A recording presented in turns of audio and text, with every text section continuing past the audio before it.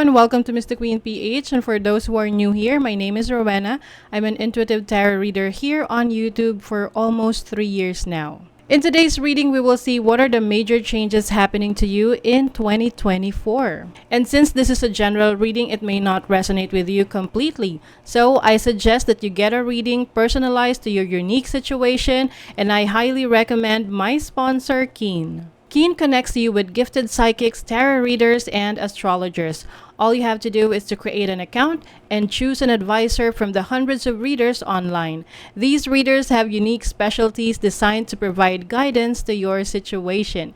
You can choose whichever reader best suits your goals, and you'll be able to connect with them via phone call or text chat. You can always have a reading whenever you want, wherever you are, because Keen is available to help you 24 hours a day, 7 days a week. I've been using Keen for almost a year now, and Keen has helped me whenever I needed clarity and guidance. I have 2 regular psychics that I usually consult with, and they always bring enlightenment in my situation. That's why it's still best to get a personal psychic reading, because it is directed only to your energies. Now, here's your chance to get a personalized reading from Keen. As a new customer on Keen, you can try your first 5-minute reading for only $1. Just go to trykeen.com/QOP or click the link in my description to connect with a Keen advisor.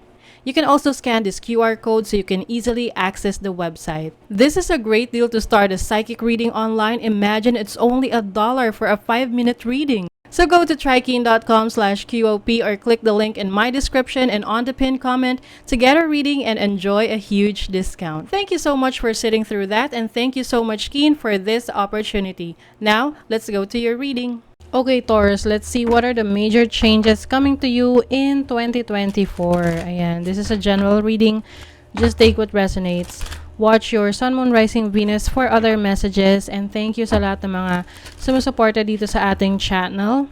Just a reminder, gamitin nyo lamang ang reading na ito bilang gabay. And pa-follow, like na rin ang ating Facebook at TikTok. Lahat po yan, Mystic Queen PH. And please check out my Shopee. Available ang mga protection and prosperity items, bracelets, zodiac sign bracelets, and many more. Link on the description. Okay, let us see major changes for Taurus in 2024. Okay, second house, wow, which is your money, your finances. You also have the North Node in Aquarius. Oh, meron kayong mga pwede kayong magte-take ng risk pagdating sa inyong finances. Pwedeng meron kayong mga bagong susubukan na sources of income, pwedeng business, pagiging self-employed, being in control of your finances ngayong 2024. Yung iba, kung meron kayong trabaho na, no, may career na kayo, you will also try to venture in different ways to earn money, like mga investments or yung pagiging self-employed din. Magta-try kayo na mga different ways to earn money online through technology, ganyan. Kasi I think you are really focusing on your future. Kasi the North Node is about your future.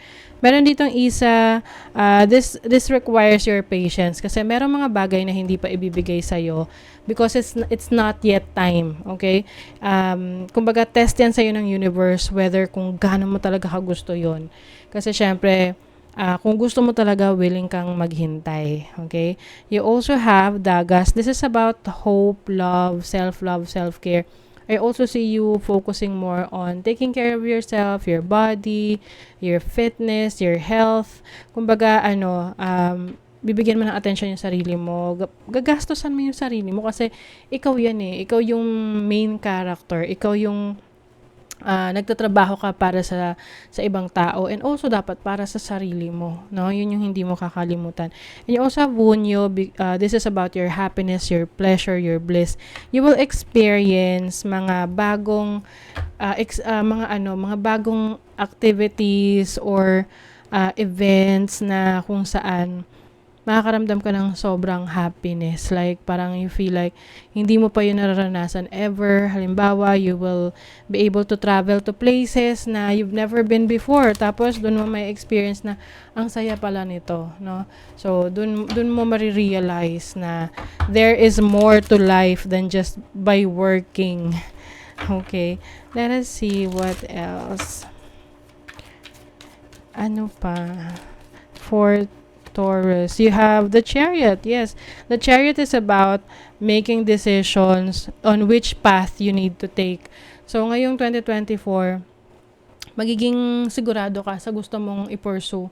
Kung dati ikaw ay medyo parang nasa comfort zone, playing safe, ngayon, you are in control, you are in charge of your destiny. Oo, so, kumbaga, ang focus mo ngayon is the destination itself, kung saan ka papunta. And some of you, pwede rin kayong bibili ng bagong sasakyan, makakapag-acquire kayo ng property, especially sasakyan, that will help you to travel more places. You have the Ace of Wands. Meron ditong exciting new beginning, exciting new opportunities related to learning. Pwedeng meron kang matututunan na bagong skill, na mag-improve ng iyong abilities, no? So, yung iba naman bagong hobby, bagong libangan na kung saan magiging excited kayo sa buhay. You also have the Empress. So, this is your energy, Taurus. Merong it's like you are giving birth to a new idea or a new project. So, for those na mahilig gumawa ng mga projects ngayong 2024, mas marami kang mga creative ideas na maiisip, no? And isa sa katuparan mo siya. This is going to bring you abundance. You're going to tap into your creative aspects, creative energies. You might also be working with some people na meron ka pareho ng na nakakaintindi ng iyong mga goal sa buhay. And some of you, may baby na parating, new member of the family, that will bring you joy, happiness, and yan yung magbibigay sa'yo ng motivation, ng inspiration, o diba? 9 of Cups, meron kang wish fulfillment ngayong 2024. Whatever this is, I think you will realize kung gaano ka ka-bless ngayong 2024. And yung iba sa inyo, if ang isa sa goal ninyo is makapag-travel more, makapunta sa iba't ibang lugar, maka-experience ng iba't ibang kultura, no? Magagawa nyo yan ngayong 2024. And masasabi nyo sa sarili nyo that you are so lucky. You also have the Strength card, lakas ng loob. This is also confidence in yourself. Even if may mga bagay na hindi mag-work for you. So, like what I mentioned kanina, ito yung mga delays or hindi pa ibibigay sa'yo because there is something better para sa'yo. Which is, of course, ang importante, open tayo sa mga opportunities na dumarating sa atin. Kumbaga yung mga missed opportunities, actually hindi naman talaga para sa atin yun. That's why we missed it, no? Kaya hindi napunta sa atin because that's not for us. So ngayong 2024, you will be led to something that will inspire you, that will make you more creative and passionate about life. So you also have the 9 of Wands. Lakas ng loob to. I think walang makakapigil sa'yo sa mga ipupursue mo sa buhay. As long as you really want that. As long as yan talaga yung gusto mo. And with the 2 of Pentacles here, I see you managing 2 sources of income. Main sources of income can be your career or your business. Na kayang-kaya mo siyang pagsabayin. No? It doesn't matter kung ito ay mahirap. No? Kasi kayang-kaya mo. You have the power, you have the skills, and you have the strength, ng lakas that you need. You also have tenderness, show compassion, and forgive what needs to be forgiven. So, maari ring meron kang patatawarin na ngayong 2024. These are people na nag-disappoint sa'yo, no? People na inasahan mo, akala mo, kakampi mo, pero hindi pala. But I think itong pagpapatawad na to ay gagawin mo para sa sarili mo, para makamove on ka na. Oo, hindi actually para sa kanila. Pwede rin para sa kanila, but this is mainly for yourself, para wala kang mabigat na dinadala. Graceful transformation. Soften your heart. Sabi rito tenderness, 'di ba? Tapos biglang soften your heart and find your flow. Yes. So, I think this is you focusing on your passion. Na may mga tao, sitwasyon na pipigil sa'yo na i-pursue yan. Pero as long as yan talaga yung gusto mo, wala talagang makakapigil. Ipaglalaban mo talaga yan. And that is going to transform you into a more authentic self because you're going to speak your truth. You're going to have the strength, faith, and conviction in your voice. Ayan. And, kumbaga, you will speak up.